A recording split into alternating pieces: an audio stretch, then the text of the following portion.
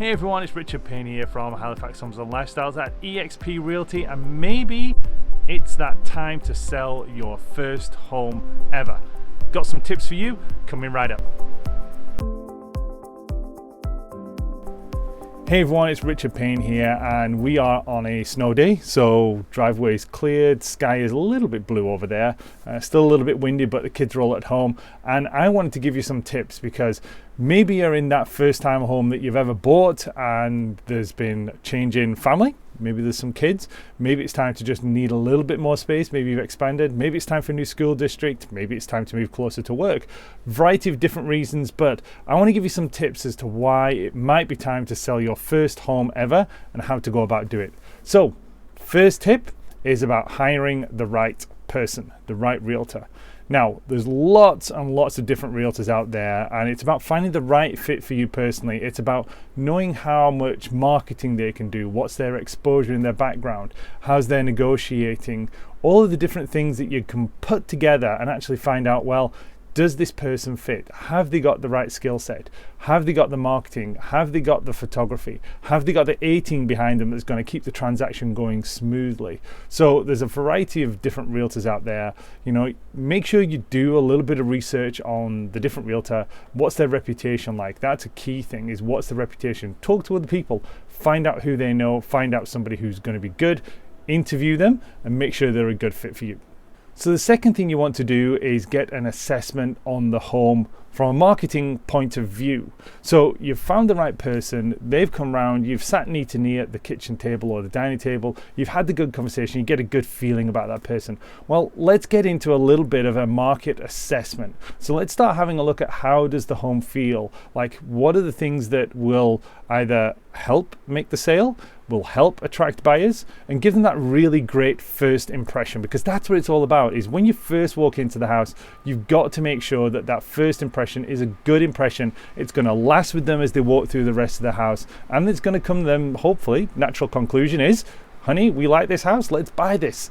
And that's the impression you want to get. So you've got to start looking at all the little things that need to be done, maybe that you've grown accustomed to, but the realtor, the person that you're interviewing for the job, is actually going to give you some real advice on, do you know what, you can leave that alone, but I really do need to focus on this. You've got to, like, you know, especially like drywall nicks and dings, those are the big things that got to get that first impression. So, you know, make sure the house presents well from the first time somebody walks in the door.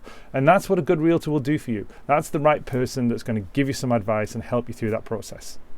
Okay, third tip is, of course, let's get those repairs and those little fixes done. Let's get that first impression so that when we have a little bit of time here before we actually say, yes, it's going to go live on the market, we've got some time to go and do what we call the honey-do list. We all have them. A lot of us tend to put things on, take things off, and, you know, you just end up with a never-ending list. But this is the time. Yes, we know it's difficult to kind of reach up to that 70-foot hole that's got a light bulb or the fan's blown out and you've got to replace them. But this is what that is all about. Is there's nothing worse than going into a home and finding that the first thing you see is that some of the light bulbs are burnt out, or maybe there's a load of dust on top of that ceiling fan. Create that first impression. So let's get those jobs done. Fourth thing to think about is let's do the market analysis and neighborhood values. This is when the specialist area really comes into play with the person that you want to work with, because they're going to have that expertise. They're going to be able to look at all of the different properties that are for sale. They'll look at the market as well. Are we in a buyer's or a seller's market? Are we balanced? How's that actual particular neighborhood focusing? How's that actual look? Because don't forget, this is about your neighborhood. This is about not the whole of the area that you're actually looking in, HRM, but your specific little area, such as Kinloch Estates, where I live, or Fall River, or St Andrews Village, or Dartmouth, or Bedford. There's so many little pockets that you really want to make sure that you've got some good, solid knowledge of the person that you're going to work with in that area, and they understand the area, they know the market, and they can give you the best advice on two things. Number one, how's the market actually doing? And number two, where is the right price for your home? There's nothing worse than saying, well, got to price it high because there's a certain amount of money I want to make from this property, and you price it high and it's in those first 2 weeks. If you price it high, it's just not going to go anywhere. It's going to sit, it's going to wait, and then it's never a good sign when people start saying, I wonder why that house has been on the market for so long.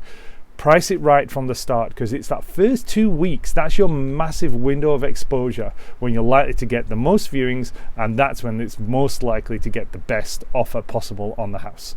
Okay, step number 5, this is it. Photographs and marketing. So let's make sure that the house actually looks perfect. Let's make sure all those fixes have been done. Let's stage it if necessary. Sometimes vacant homes do need a little bit of staging because people want to walk in and get a feel for how the house should have been lived in. If it's vacant, sometimes people can't see that, so let's help them out.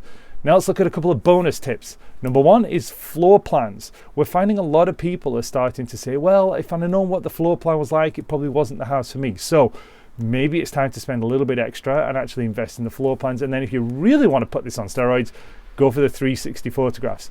Works best in larger properties because sometimes the smaller properties, it can be difficult to actually get a good 360 degree photograph, but bigger properties works brilliantly. So those are our top 5 tips. If you're thinking that it's maybe time to sell your first home ever, maybe it's time to find a bit more space, different commute, different location, maybe it's time to find that perfect yard space, then we would love to sit down and actually have a chat to you. Now, if you've liked this video, we would really like you to subscribe to the YouTube channel so that you're getting notifications of all of the good stuff coming out. Check out some of the links that are coming up here or maybe even down here, because we've got such great content on the website, on the Facebook and on Instagram and on YouTube, that if you subscribe, you're going to get all the best information that we can give you.